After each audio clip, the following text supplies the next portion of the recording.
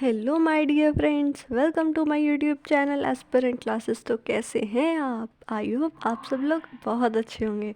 तो चलिए सीखना शुरू करते हैं अपना आज का ब्यूटीफुल सा टॉपिक। फ्रेंड्स, आज हम कवर करने वाले हैं अपने विदेशी यात्रियों के विवरण को, रिकॉर्ड्स ऑफ फॉरेन ट्रैवल। देखिए दोस्तों, कई विदेशी लोग थे जो भारत में या तो स्टडी करने के लिए आए थे या फिर घूमने के लिए या फिर बिजनेस करने के लिए वो आते थे। ठीक है, उनमें से कुछ यात्री ऐसे थे जिन्होंने इंडिया के बारे में लिखा।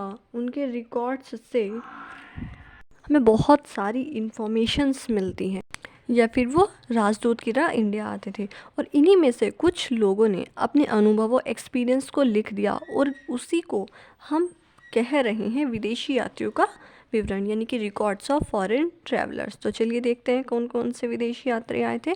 सबसे पहले कौन आए थे? ग्रीक रोमन राइटर, यानी कि यूनानी रोमन लेखक। उसके बाद हमारे आते हैं चाइनीज़ राइटर, यानी कि चीनी लेखक। फिर आते हैं अरबी लेखक, यानी कि अरेबिक राइटर। और फिर आते हैं जो दूसरे अदर राइटर्स हैं।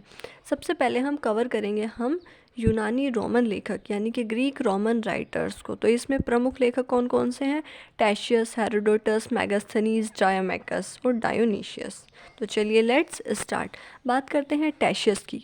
तो ये कौन थे? रॉयल फिजिशियन था ईरान का, यानी कि ईरान का राजवैद्य था। भारत के संबंध में इसका आश्चर्यजनक कहानियों से परिपूर्ण होने के कारण अविश्वसनीय है। फिर इसके बाद आते हैं हेरोडोटस। हेरोडोटस हमें क्या बताते हैं? इनकी जो रचनाएं हैं उनमें घटनाओं के क्रमबद्ध का घटनाओं का जो क्रमबद्ध विवरण है उसको दिया गया है। ठीक है, और इसीलिए इन्हें कहा गया है father of history. Who is known as the father of history? Herodotus. इन्होंने कौन सी बुक लिखी है जिसका नाम है हिस्टोरिका। और उसके बाद में आते हैं हमारे मेगास्थनीज। ठीक है, मेगास्थनीज कौन थे? सेल्यूकस निकेटर के राजदूत थे। तो अगर हम पूछें आपसे कि राजदूत कौन होते हैं, कौन होते हैं? जो एक देश की बात दूसरे देश तक लेके जाते हैं। ठीक है, और ये किसके दरबार में आए थे? जो मेगास्थनीज हैं वो चंद्रगुप्त मौर्य के दरबार में आए थे। इन्होंने अपनी एक किताब भी लिखी है जिसका नाम क्या है? इंडिका। इस किताब में इन्होंने मौर्यकालीन व्यवस्था की जानकारी दी है। ठीक, उसके बाद कौन आते हैं? डायोमेकस। ये कौन, किसके दरबार में आए थे? इस सीरियन नरेस एंटियोकस के राजदूत थे, यानी कि एम्बेसडर थे, और बिंदुसार के दरबार में ये आए थे। और इनके बाद आते हैं डायोनीशियस। ये इजिप्ट नरेश के राजदूत थे। किसके दरबार में आए थे? और अशोक के दरबार में आए थे। देखिए नीचे कुछ बुक्स हैं जैसे कि ज्योग्राफी ऑफ इंडिया, इसके राइटर कौन है? टॉलमी। और नेचुरल हिस्ट्री प्लिनी। फ्रेंड्स, हम अपने ग्रीक रोमन राइटर को तो कवर कर चुके हैं। अब पढ़ेंगे हम अपने चीनी लेखक, यानी कि चाइनीज़ राइटर को। इसमें प्रमुख लेखक कौन कौन है? फाहियान, संयुगन और हेनसोंग। सबसे पहले बात करते हैं फाहियान की। ये कौन थे? चीनी यात्री थे। चंद्रगुप्त द्वितीय के दरबार में ये आए थे। Book written by him, records of Buddhist kingdom. इन्होंने क्या किया था? मध्य प्रदेश के कल्चर यानी कि सोसाइटी की बड़ाई की थी।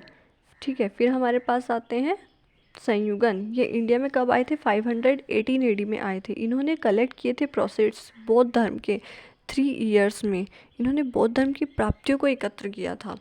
ठीक है, फिर हमारे पास आते हैं हेनसोंग। ये मोस्ट इम्पोर्टेंट है। ये क्वेश्चन बार बार एग्ज़ाम्स में पूछा भी गया है कि जो हेनसोंग है वो किसके समय में आए थे? हर्षवर्धन के। कौन थे? चीनी यात्री थे। 15 साल में इन्होंने एक बुक लिखी थी जिसका नाम क्या था? सी यू की।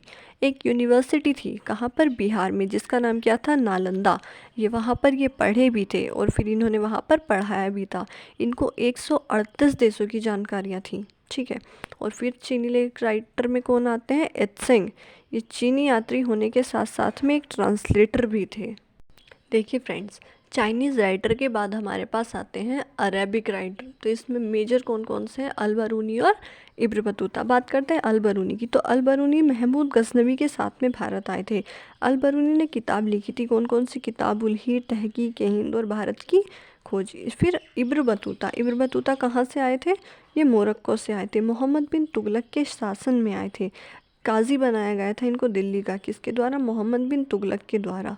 ठीक है, और इन्होंने कौन सी किताब लिखी थी? रिहला। उसकी लैंग्वेज कौन सी थी? अरबी। चलिए फ्रेंड्स, बात करते हैं हम अदर लेखक यानी कि अन्य लेखक की।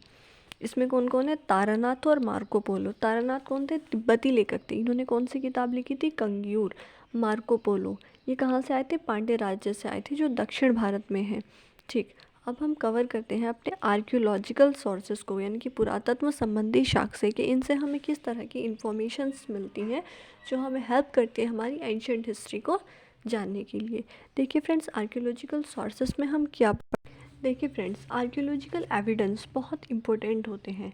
इसमें हमें क्या देखने के इसमें हमें सिक्के देखने के लिए मिलते हैं, घर देखने के लिए मिलते हैं, अलग अलग टूल्स भी देखने के लिए मिलते हैं, जिनसे हम इजीली अंदाज़ा लगा सकते हैं कि उस टाइम पर क्या सिस्टम होता था, किस तरीके के वो टूल्स यूज़ करते थे, कैसे घरों में लोग रहते थे। ये सारी इंफॉर्मेशंस हमें यहाँ से मिलती हैं।